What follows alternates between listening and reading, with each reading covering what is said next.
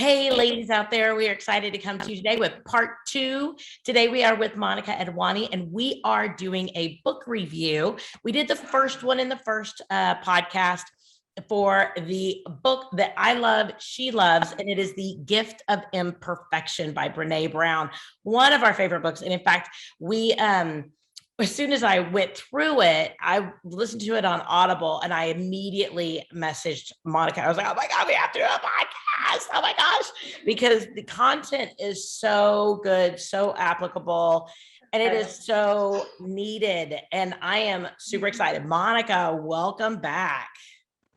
I am happy to be back, and I cannot wait for us to continue to dig in and do some soul searching, I guess. This is very intriguing because sometimes, we think that we're going to talk about something and it ends up being something else. So, totally different direction. Different directions. We never know what's going to happen. So let's do it. Let's do it. Let's do it. Now, I will tell the listeners that Monica's a very, very busy person.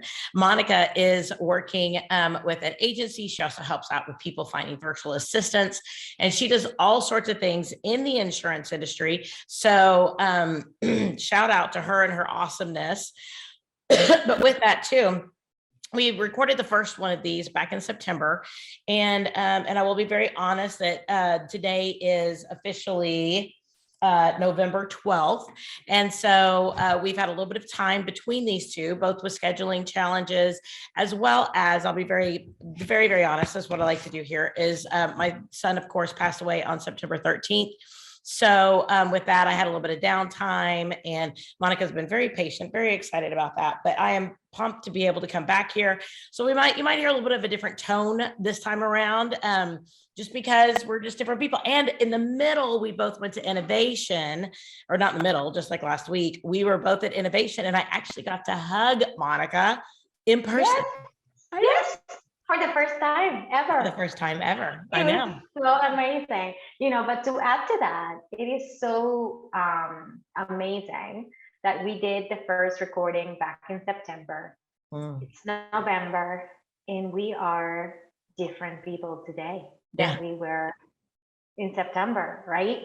So we are living wholeheartedly, and we are embracing our gift of imperfection.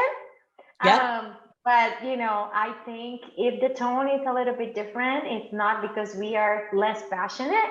It's maybe because we grew a little bit from a couple of weeks ago. So let's hit it off. I love it. Well, every day we're different people, right? And every moment changes us. So I love it. Well, this week, this episode, we're actually starting off with guidepost number 6, which is cultivating creativity. Monica, do you think of yourself as a creative person? Like, when you think of yourself, do you think of yourself as creative? I do, but sometimes I don't go about it the right way. Okay. And I think, I am very creative. I'm always innovating, either at work or in my personal life, right? As a mom, as a wife, as a professional, I always try to find new ways of, trading and utilizing my personality in different ways. So creativity comes in a lot of different ways for us.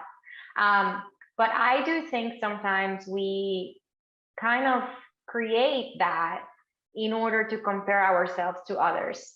And I think that's the wrong way of going about it. So we really have to dig on that, because this is about letting go of comparison and how to embrace and cultivate creativity.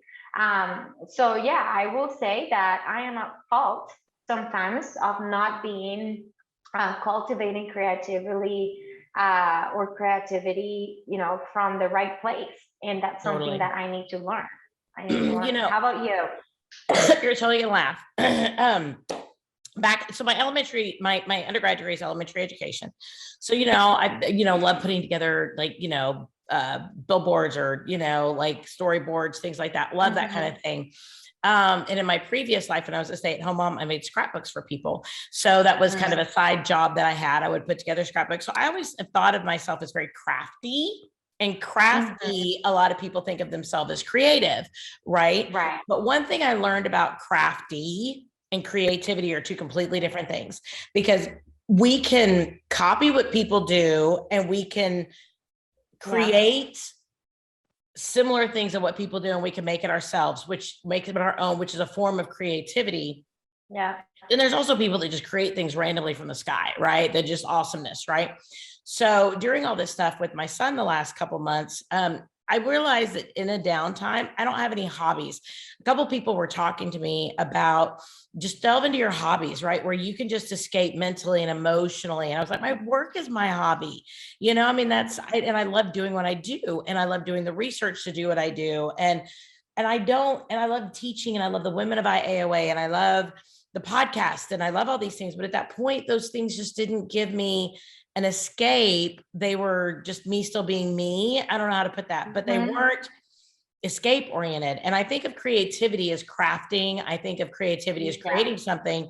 And even with my business, creativity for me is visioning forward.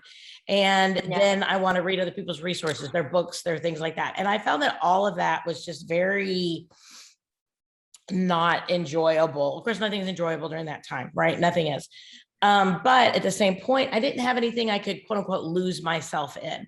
And I love part of what she talks about, how little kids are a great example of our natural creativity. They play make-believe, they draw. I mean, their fantasy is super real to them. And, you know, their toys are super real to them. Their toys are their friends, you know, and in a very real way, I wanted to kind of tap into that again. So I bought, you're going to laugh, I bought myself a Cricut machine so I can make things. Love it. And so I wanted to try to get back in my crafting side, something that I can do that could involve other people, but didn't require to, something that I could do with my hands that wouldn't be insurance based, right? And so I bought this Cricut, but I have done one thing with it. That's it, because I'm so afraid that my stuff's not going to be as cool as what's on Instagram. And I'm like, or Pinterest. Our Pinterest, and I like look up all these projects. What do I want my first project to be? And I end up with like this fear because I'm worried I'm not going to be creative enough, right? Or I'm going to waste materials or whatever. And I think sometimes whenever we approach creativity, we talk ourselves out of it because of fear, because we want to be completely unique, but at the same point, we want to pull on what other people do. But at this, you know, it just gets to be this crazy conversation in our head that children don't have. They just jump in, they make believe, their toys are their friends. And we as adults sometimes don't embrace that creativity because we're so worried about not being perfect, or we're so worried about making a mistake. Do you find that you struggle with that? Yeah, it's like our whole thing as adults is perception, right? Yeah. How am I going to be perceived if I am not perfect enough? And that's what holds us back from creativity. Like, for me, you know, for you is you know, the crafting. For me, it's the cooking. I get so pissed off when people don't like my cooking, right? Because I'm like, you know, that was my creative moment. I put all my heart into it. And then here I am doing like a Korean barbecue dish, and you don't want the fish sauce? Like, really? Like, you know, so it is all about, you know, sometimes when we embrace creativity in order to foster acceptance and to foster, you know, that belonging. But the reality is that we should be embracing creativity not for others, but for us. For us. Ourselves. Exactly. Right? And that's what kids don't have. They don't worry about feeding, like they don't worry. And we are so worried about what everybody else is going to think of us or is going to perceive us as, that we kind of numb that side of us a lot, most of the time, 95%. And that's why we kind of like probably embrace more work and say, you know, work is my passion or work is my hobby. I'm the same way. And I'll tell you, through COVID and all, I lost my passion and creativity for cooking a little bit because, you know, I was home 24/7. So I had nothing to escape to other than eating and watching. Right. That's the problem with cooking, is the more you cook, the more you eat. And then the bigger my rear end gets, you know what I mean? Right. Like I can only cook so much. exactly. But we do all struggle. We all struggle with that because we are so busy thinking about what others might say. And I think it's really important too to do something creative, like we talked about, for ourselves, not just for work, right? Not just because I love being a visionary for my business. I love being a visionary for for the things that I'm involved in, but I need something to where I can just sit down with some physical tools. Like for some people it might be painting, for some people it might be music, for some people it might be cooking, for some people it might be something else, but we need something that is completely separate from whatever it is that we do on a day-to-day basis, that allows us to expand our mind and dream. I think there's like research, and I'm just pulling this from nowhere.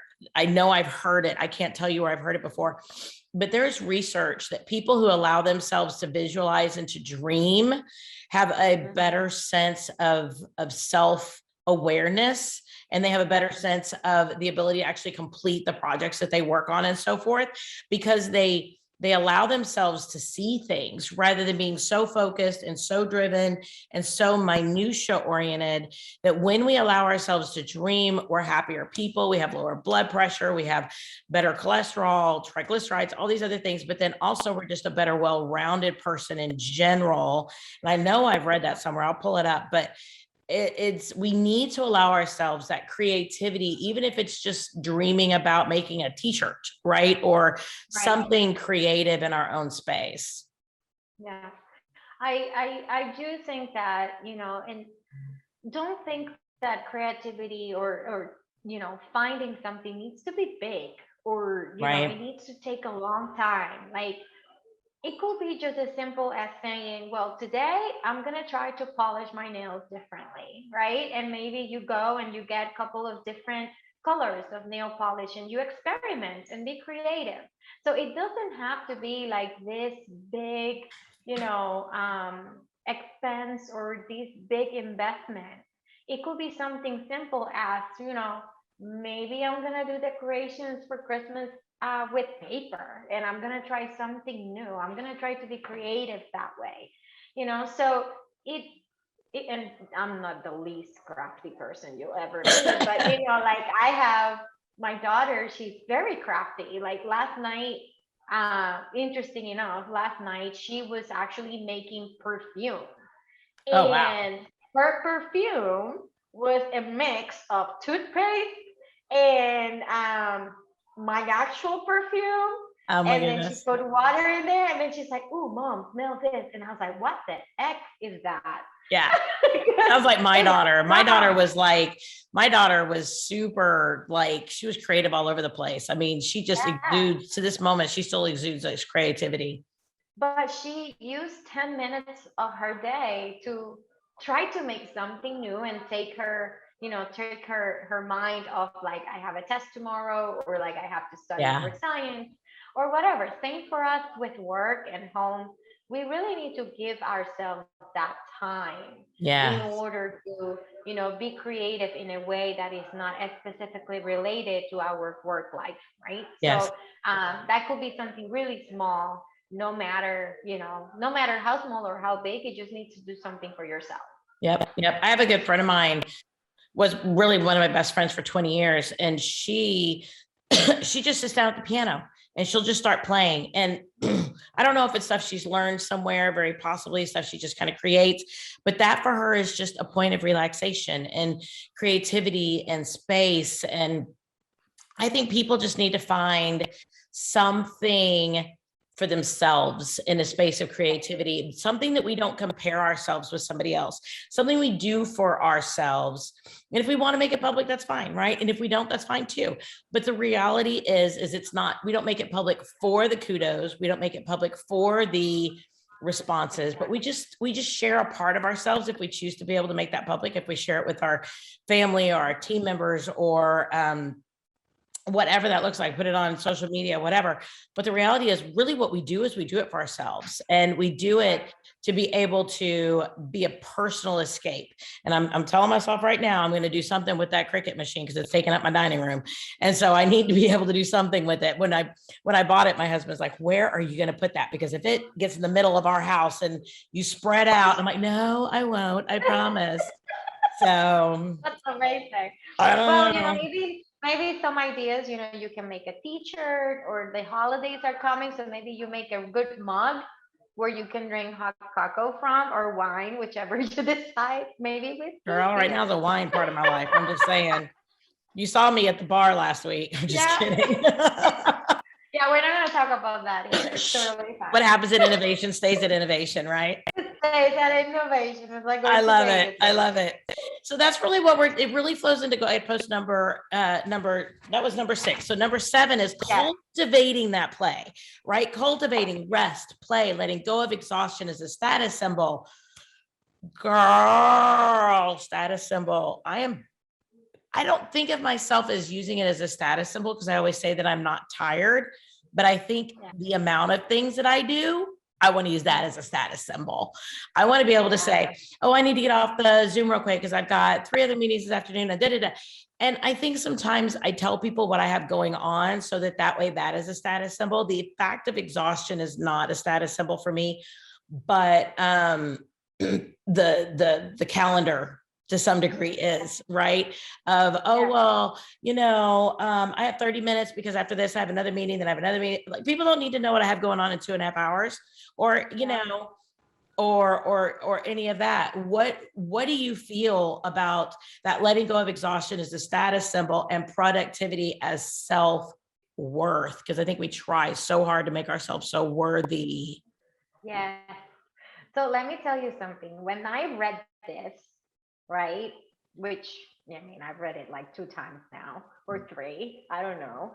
But when I read this, I totally went into a rabbit hole of reading about when your job and your work becomes your identity, right? Mm-hmm. Because for me, if I didn't have my calendar full, if I didn't have 7 days a day to do something, I don't know what it is to sit down and relax. I had no idea what that means. Yeah. But if I didn't have that on my calendar, like activities 6 to 6, like 7 to 7, I didn't feel productive. But I was actually working towards that exhaustion label of like, I have to tell you that I'm really busy because otherwise I don't find myself worth enough, right? Yeah. And it's just burning yourself out to the maximum. And we all have to learn how to use that as a productivity measure. It's awful. And I'm a work in progress. 100%. I've been a workaholic for a very, very long time. But when I read this and then I combined that with like letting go as, work as my self identity, it was life changing. Life changing, because you need to be more present for yourself, and you need to be able to use you as an individual in order to be more productive out there, and in order to, exercise creativity and, live wholeheartedly. So I guess my question to you is, how have you been able to let go of that label a little bit, or what are some of the things that you practice daily in order to let go of those labels of self-worth, and actually practice the resting part of it? So, and I know this is an extreme situation, but I listen, number one, okay, I'm going to back up just a bit. Number one, I listened to the podcast. She had a great series of podcasts with her sisters about the book at the 10-year anniversary. Love that. And she made a really good point that I didn't even think about until she made it. And she made a point of saying that occasionally she'll like take a 30-minute break, and she's been working all day, possibly all night, whatever, writing a book or whatever. If she takes 30 minutes to watch a TV show or just to read a book or sit down on the couch, that if somebody comes home, right? 'Cause she works from home. I work from home a lot. So if somebody comes home in the middle of that all of a sudden her heart rate goes up. She's got to turn off the TV. She's running into her office, rebooting her computer real quick before somebody gets in, because she cannot possibly be seen as taking a 30-minute break. And it's almost like she got caught taking a break. And they had this really interesting conversation that, people that smoke get 15-minute smoke breaks, right? People that work in retail get 15-minute breaks, lunch breaks, whatever. How many of us don't even take a lunch break? Mm-hmm. I can't even tell you the last time I had a lunch break that wasn't with someone, like it wasn't an appointment, right? Like with an area rep or something. And, and especially the last 2 months with Jeffrey passing, I was trying so hard to work, but then I just wasn't in that space. And everybody kept on saying, give yourself time, give yourself space. So then you know what I did? Okay, this is confession time. Don't tell people, even though it's going to be made public. Shh. I would literally have my computer open, be working on something, have my I am chat put up, and then I would have on, my son was a huge Harry Potter fan.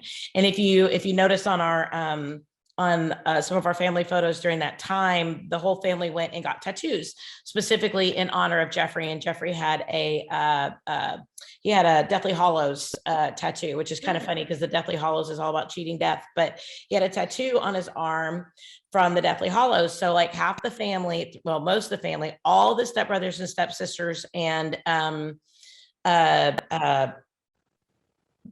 spouses of the primary parents got Deathly Hallows tattoos in a different way. Like everybody's looked a little bit different for what meant something to Jeff. Then Jeff's sister, his father, and I all got individual expressions of him, which we could do whatever we wanted. I mean, number one, there were no requirements. Everybody could do whatever they wanted to, but we all did our own. And if you look, I got the butterfly because he was my bugga out of his fingerprints. And, but it's funny because I would sit there and I'd watch these Harry Potters. And as soon as my I am chat went off, not like anybody's watching me. Monica, nobody's watching me. I look like crap. My hair is up on top of my head. I haven't showered in 3 days. But as soon as my I am chat was off, I'm like, pause the TV. Ooh, did I just get caught that I'm watching Harry Potter? So I'm trying to multitask, self-love, giving myself time while I'm freaking out if my I am chat goes off. And it was such a crazy thing that in the back of my mind, I'm thinking, Teresa, this is the time for you to take self-love. And I was only responding to things that came to me. I wasn't instigating conversations. I wasn't instigating. And most people were leaving me alone in the vast majority, just calling the carrier, getting things taken care of, whatever. But at the same point, the guilt that I felt in that moment threw me back to this conversation that I should not be feeling guilt about that I had every single right to sit and watch some of our favorite childhood memories through those books, because he was being raised through the releasing of those books. And we went to midnight premieres for the books and the movies and stuff. But I felt guilt in that moment. And that self-worth made me feel bad about myself. And I thought, why am I feeling this way? Why? That is ridiculous. But even in those moments, sometimes we know that we need to self-love, but we don't give ourselves credit for the self-love that we need to exhibit towards ourselves. Isn't it so amazing that we can use guilt against ourselves? Mm-hmm. Like, I was like, Teresa, you have nobody above you watching you. Right. I'm like, who's going to fire me? You own your own agency. But it is amazing how we can use it against our own, persona, right? Like it's incredible how our minds work.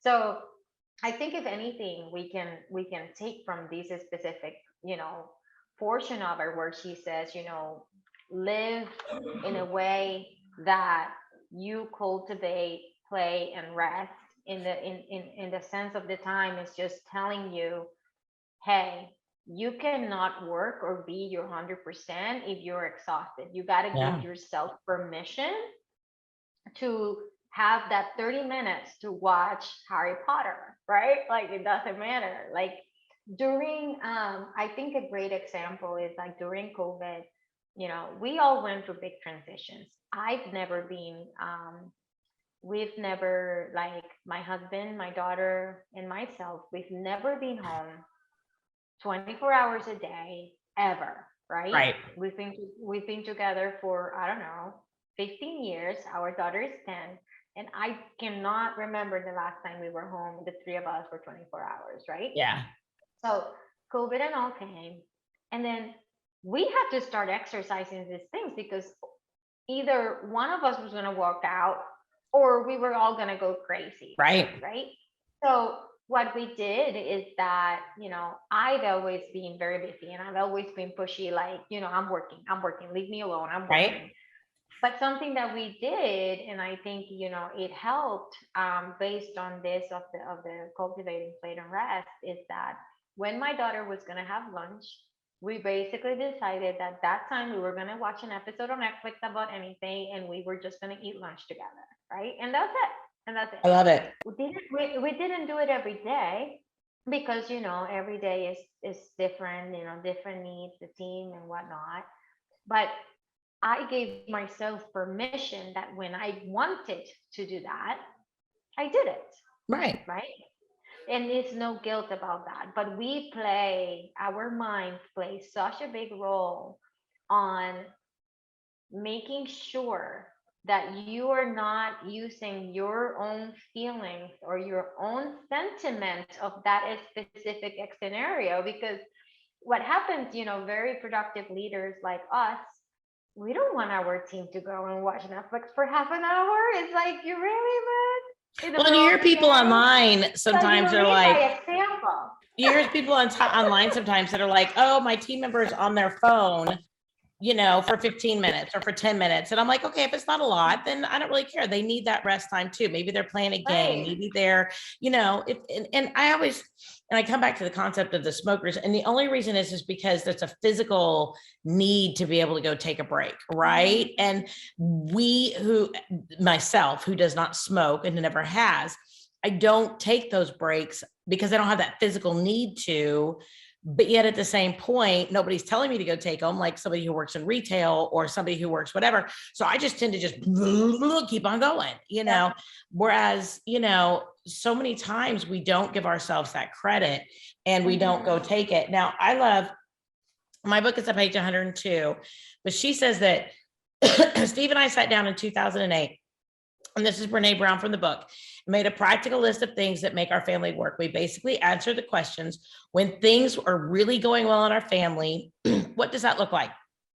The answers included sleep, working out, healthy food, cooking, time off, weekends away, going to church, being present with the kids, a sense of control over our money, meaningful work that doesn't consume us, time to piddle, time with our family. Most people don't even know what the word piddle is. That's one thing I love about her. And time with our family and close friends, time to just hang out. And these were on our ingredients for joy and meaning. And I love the fact that then they also created a dream list that we started making a couple of years ago, and they keep on adding to. Everything on this list was an accomplishment or an acquisition: a house with more bedrooms, a trip here, personal salary goals, professional endeavors. When we compared our dream list to our joy and meaning list, we realized that by merely letting go of the list of things we wanted to accomplish and acquire, we were already living our dream. Yeah. Not striving to make it happen, not working for a future, but living in the right now. The things that we were working towards did nothing to make our life fuller. How many of us are working for stuff, accolades that will only stress ourselves out more? How many of us say we need to be on social media more? We need to do this. We want to create some program. We want to be coaches. We want to be blah, blah, blah, blah, blah, right? But all of that will just stress us out even further. I had a great conversation with Royal Mullet recently, and she was like, I don't want to go in whatever direction that we were talking about, just because I know that the stuff it's going to take for me to get there will not be within my wheelhouse. I don't want to do those things. She said, whenever we look at it, it's a great idea. It's a great concept.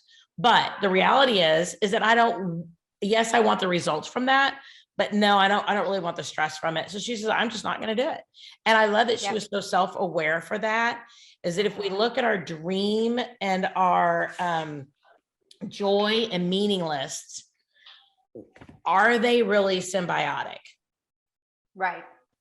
I love how she in the next page, she said to her kids, your dad and me, we have very, very demanding work, but it is my job to make sure we have downtime as a family so we can enjoy the fruits of that hard work, right?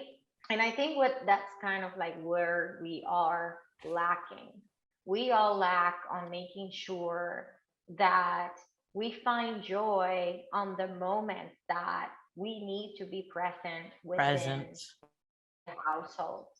And we're all very guilty because we all think that the more we work, the more we make, the happier we will get because, money equals happiness, makes our life a lot easier. But in reality, you're living your life and life is made of moments. So are you really living in the present, or are you living just for living and just, creating a legacy that you're not going to get to enjoy? Right.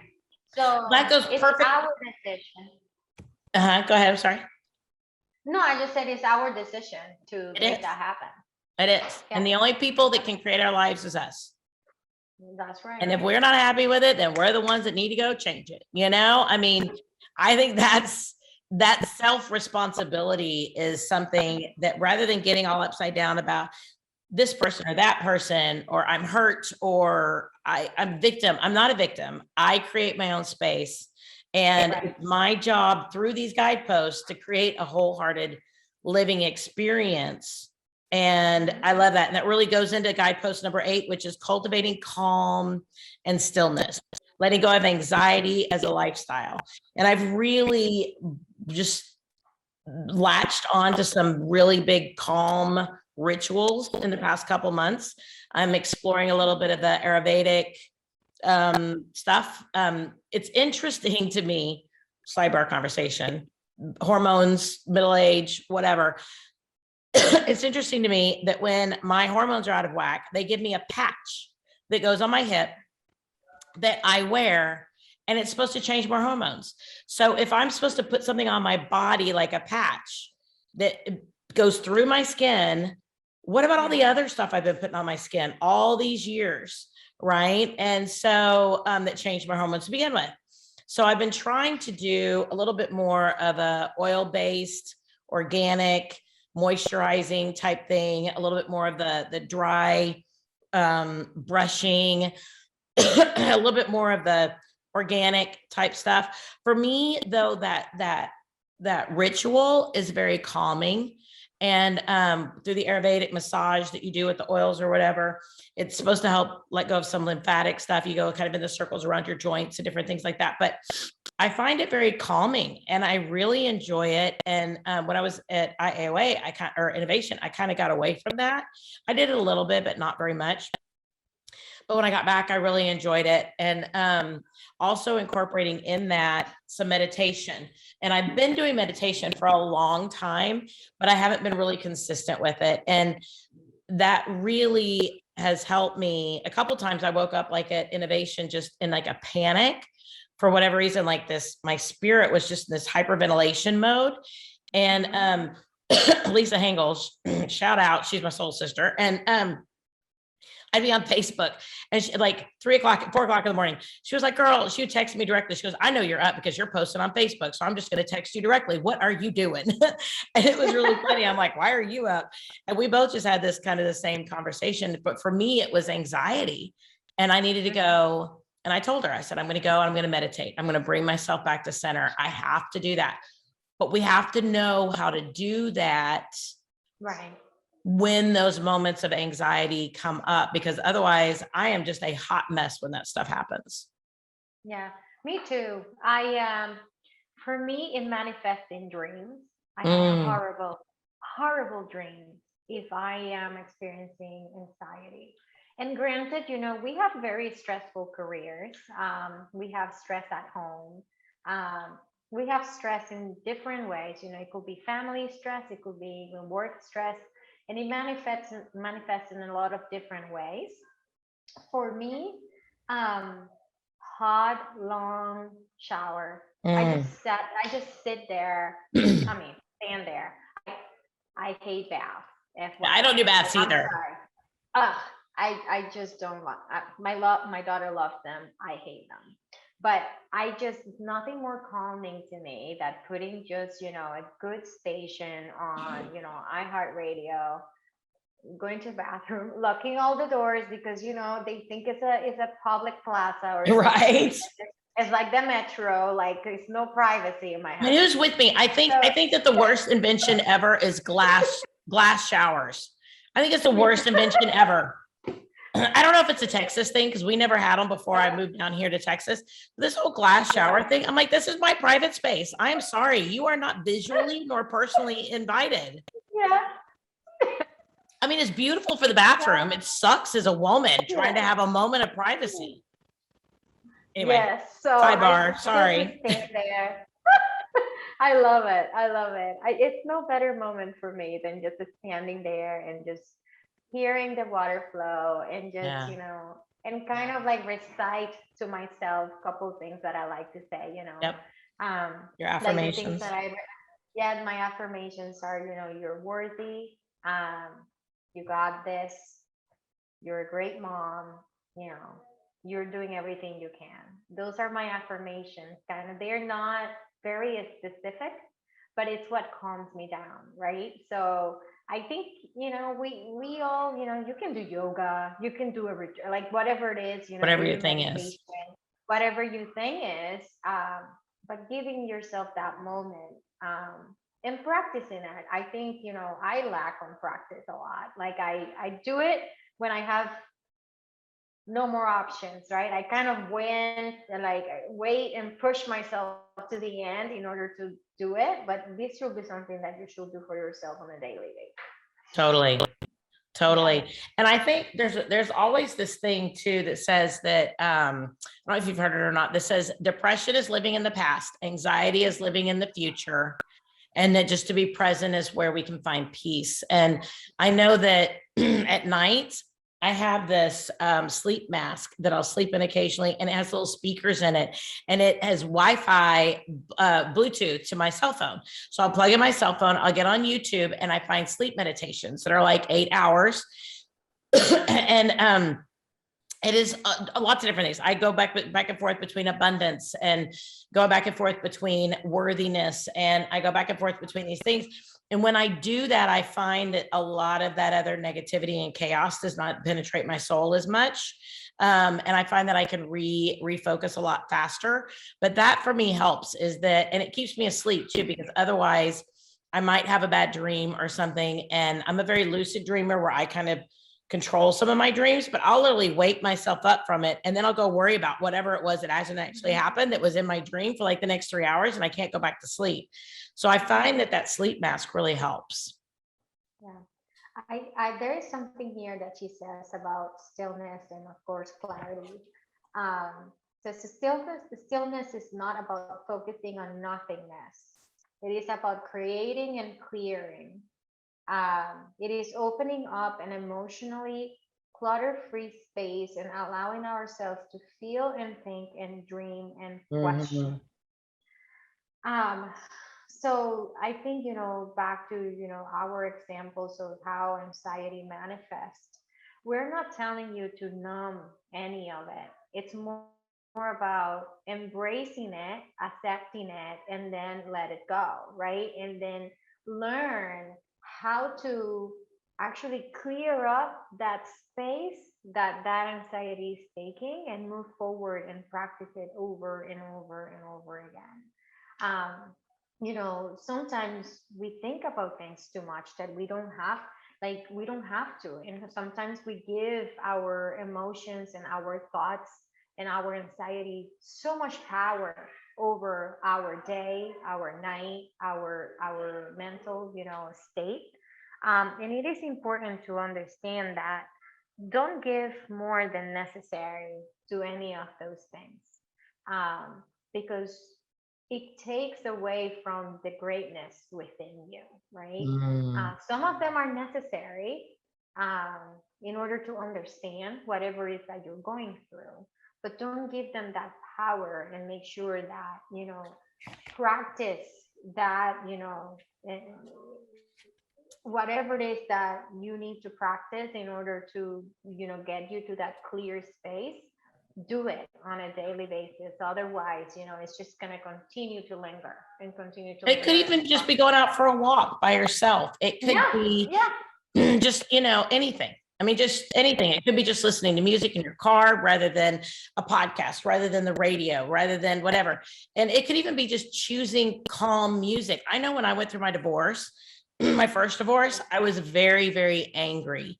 I was super angry. And I found that every single song on the radio was about being angry, being upset about something, or being in love. And then I was upset that they were in love, and just all this stuff and everything. And I found that if I just turn on classical music, it just put me in a much more even zone. So that way my head didn't fire up and go different directions. A lot of it's just being conscious about what's going on and creating that stillness. It doesn't mean we have to stop life. It just means we have to do what it takes to be able to create a stillness in our soul, so that we can go ahead and move forward. So I want to make sure we kind of look at that too, because it's just, and it could be journaling. I mean, I love to journal.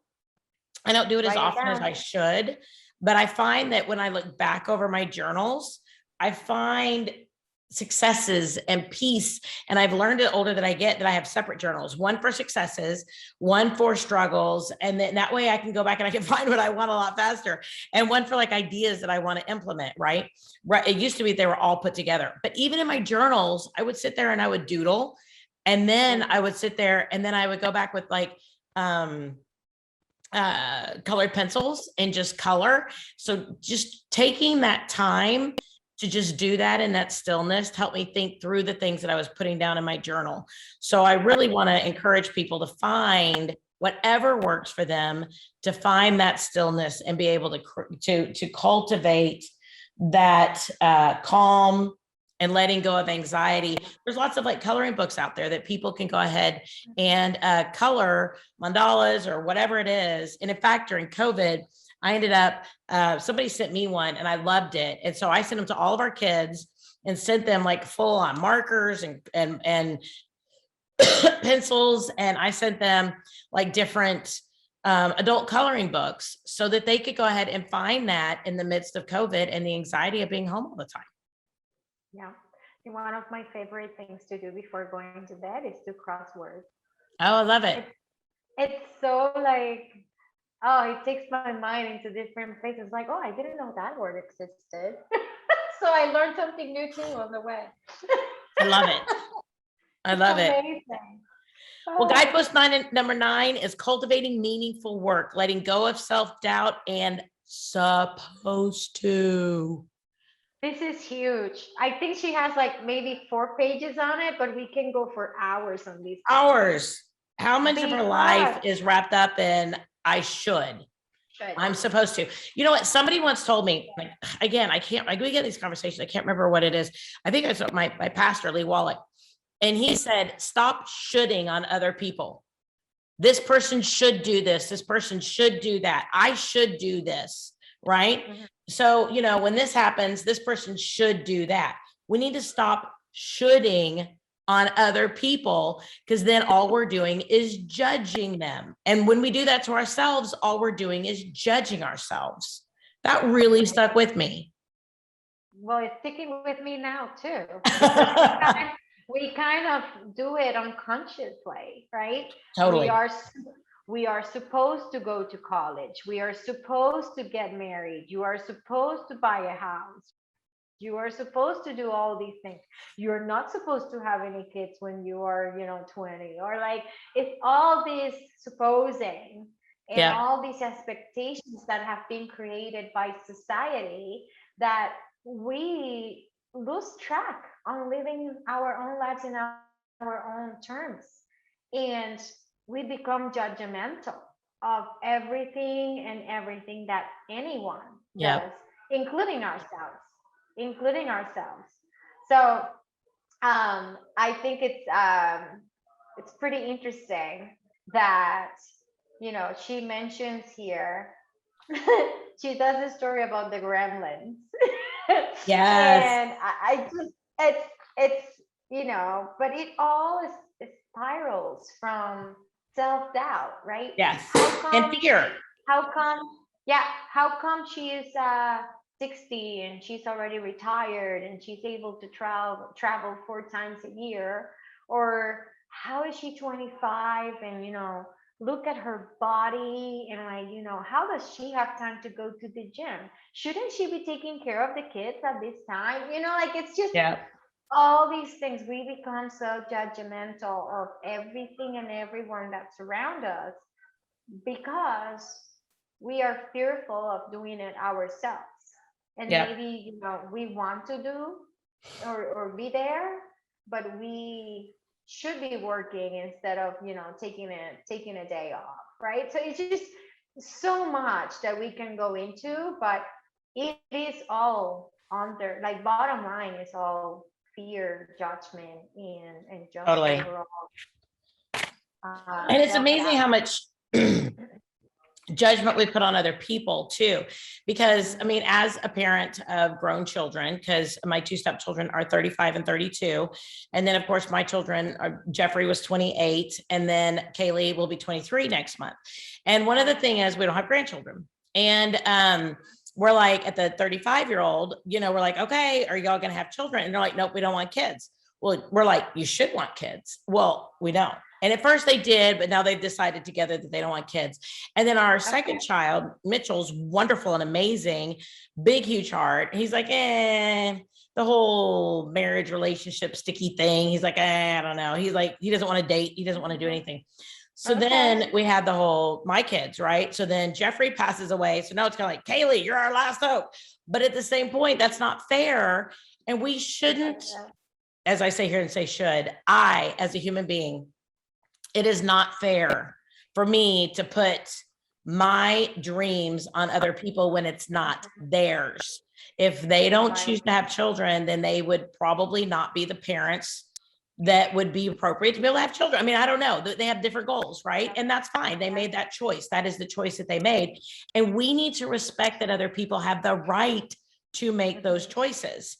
And that's their life, and they have every right. So if I have every right to live my life how I choose to, then I have to respect how other people choose to live their lives, whether or not they work with me and, you know, they choose to go another direction, right, with their career, whether or not they work with me and they, whatever it might be. I mean, I don't know. I'm not going to sit here and create scenarios, but, you know, we need to make sure that we don't put our expectations on other people, because when we give that gift of unconditional love, that frees them, and unconditional acceptance, I'm talking work and personal, to be exactly who they are. And that is what creates a culture in our homes and in our businesses where people want to work. If you listen to Grant Botma's culture course, and I totally believe this, people use the excuse of money to leave a situation where they're uncomfortable or where they don't feel like they're being respected. People will stay for less money because they feel respected and they feel comfortable. How many people get in a job that they feel safe in? They know it, they're there, and they know they could probably go make more money somewhere else, but they never even try, right? We can't sit here and say that money is a number one driver for our team. And I'm not saying we should underpay our people. That's not my point at all. But if people are happy doing what they're doing, they're not going to go seek something else. And I think that should thing, you should have known that this paperwork needed to accompany this. We should have known this. We should have known that. That's what creates a spirit of judgment that we need to be able to get out of with our family and with our team members to create a really good environment where we're giving our team what we want. Right? The culture that we want. I don't want them looking at me and said, well, you should have known. Yeah. You know, there's a lot of things I should know that I don't know.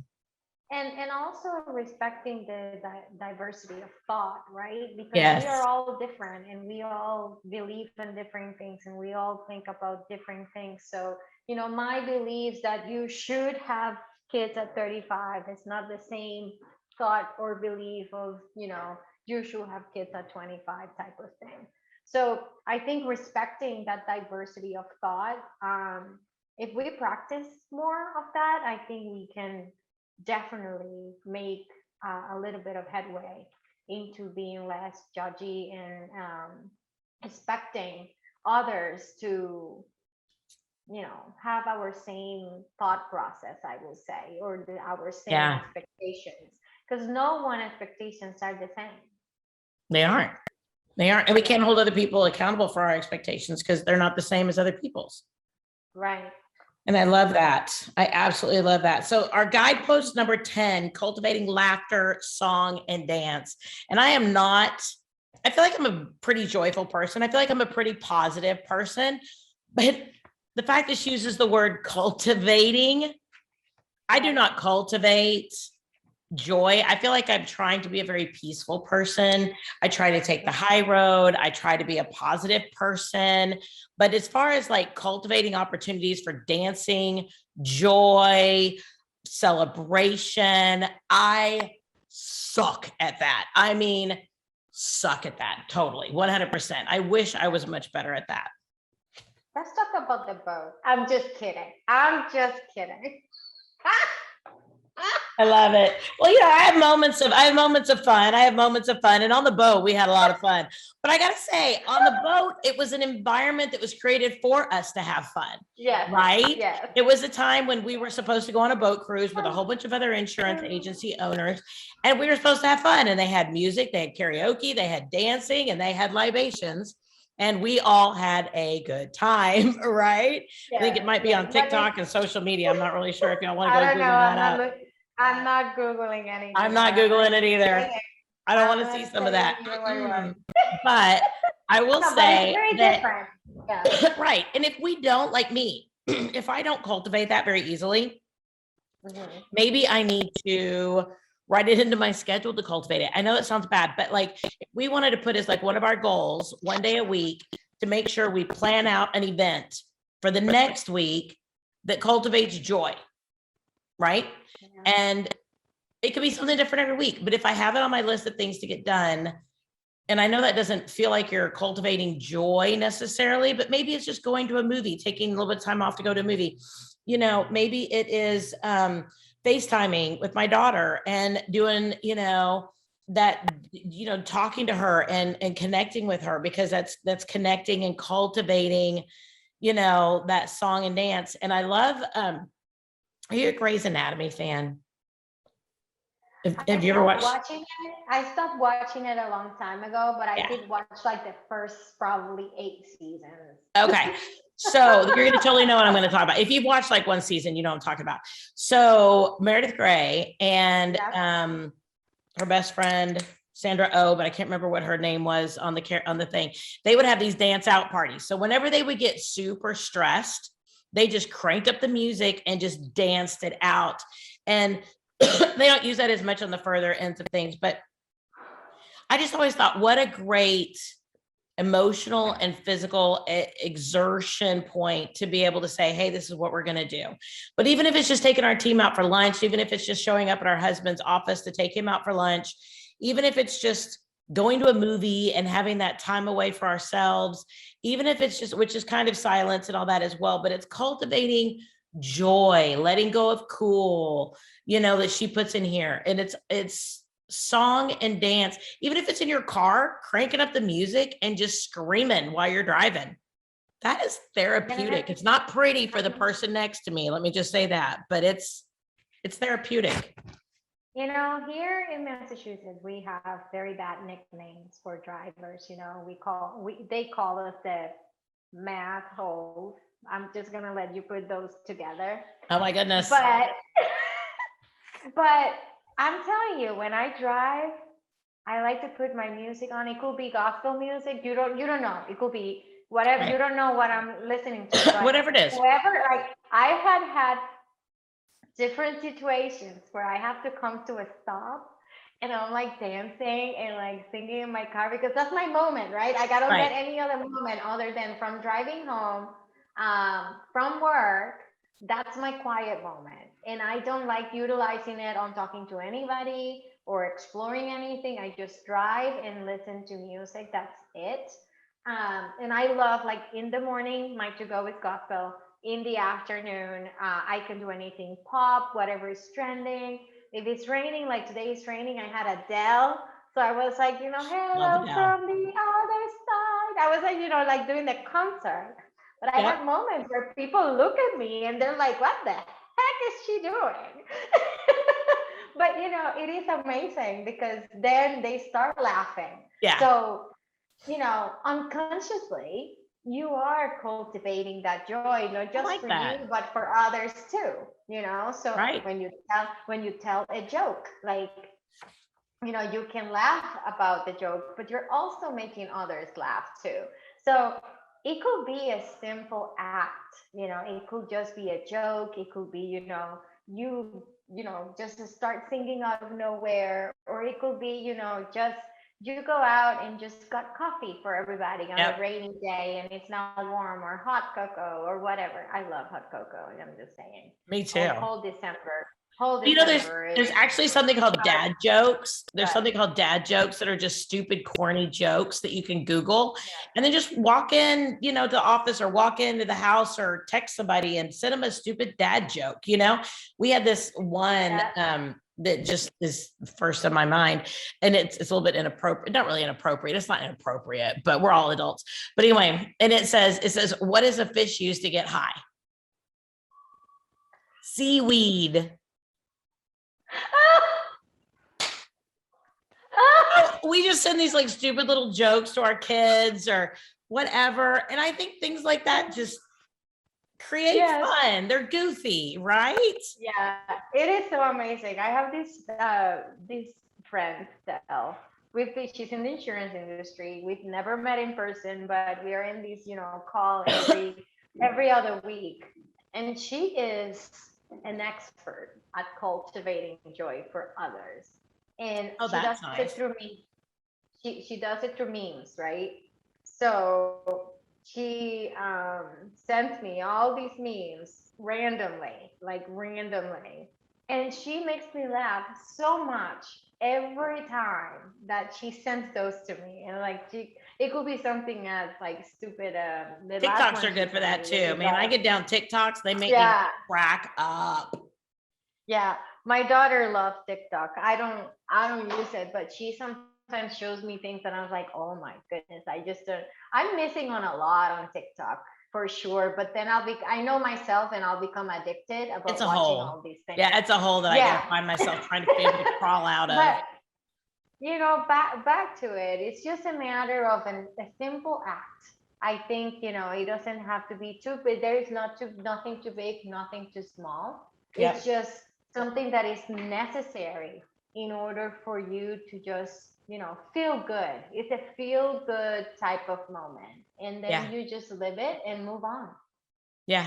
And I love her point of letting go of cool too, is that sometimes we don't get goofy or be funny because we want to be cool. We want to be interesting. I almost want to create like a series of t-shirts that I wear, like one per day or something like that has a joke on it, like the joke on the front, like the answer on the back. And I don't know, to be known for it, but that's probably not my thing really. But I just think something like that would be fun, to where you cultivate Cool. and bring joy, right? Something people look for, something people find. And I love that because it's in those moments of laughter, whether or not it's just out for a night with the girls, right? How therapeutic is just getting together with a good friend. And my daughter and I were trying to start a like Tuesday night girls night thing or whatever, and where we just do FaceTime, no guys. I'm like, I'll send you $10, just go somewhere and get dinner, whatever, right? By yourself. And you and I just talk, right? We don't want any guys around. There's no judgment. We're just here. And I'm just here to help us through all the stuff that we're going through. And that's worked really, really well in general.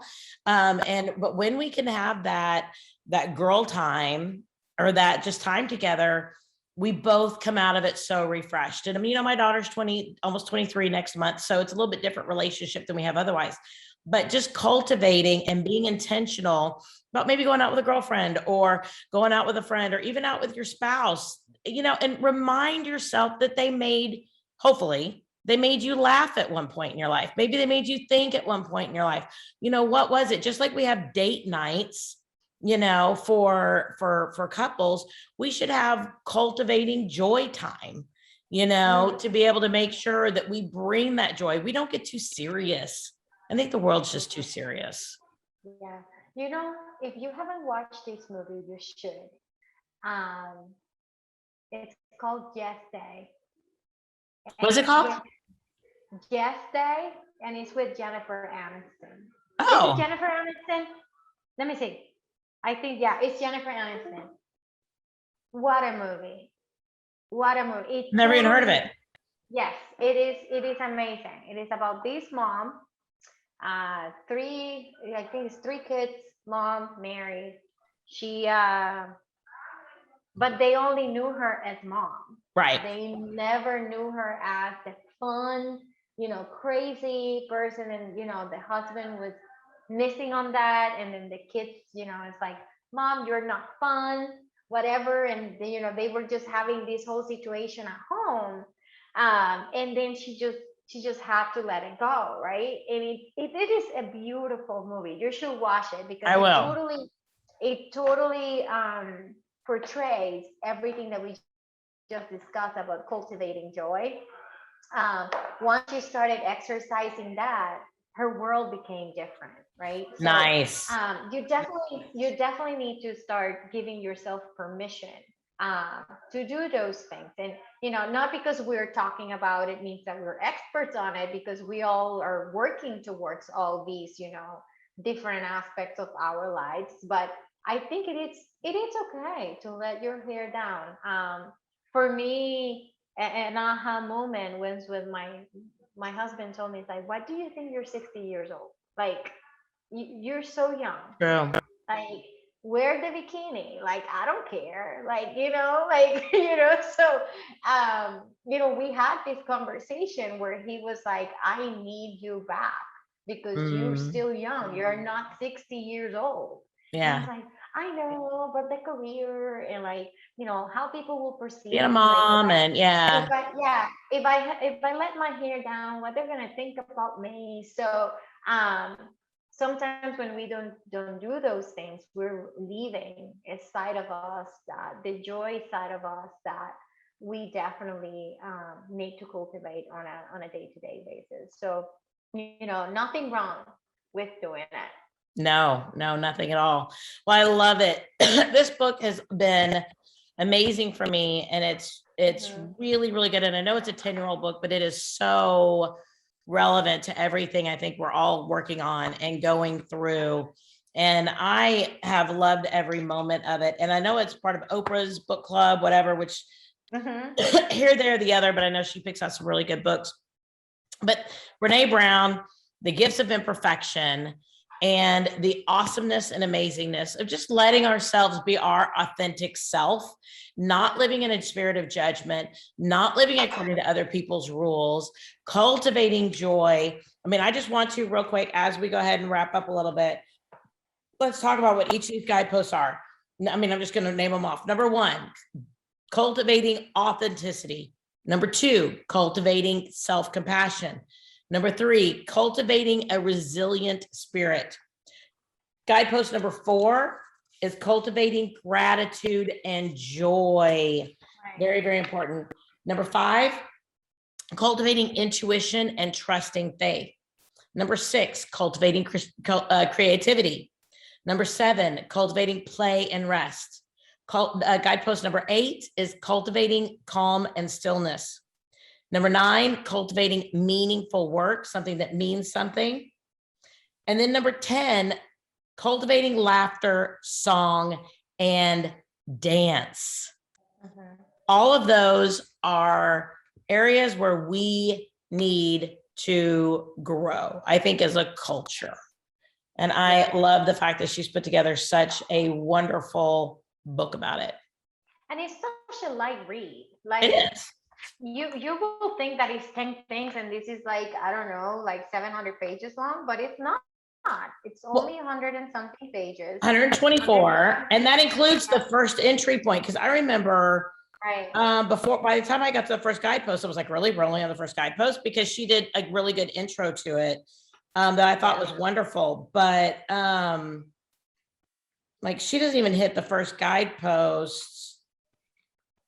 Where does she even start the first guidepost? I'm sitting here looking at the pages right now. Her first guidepost is on page 49.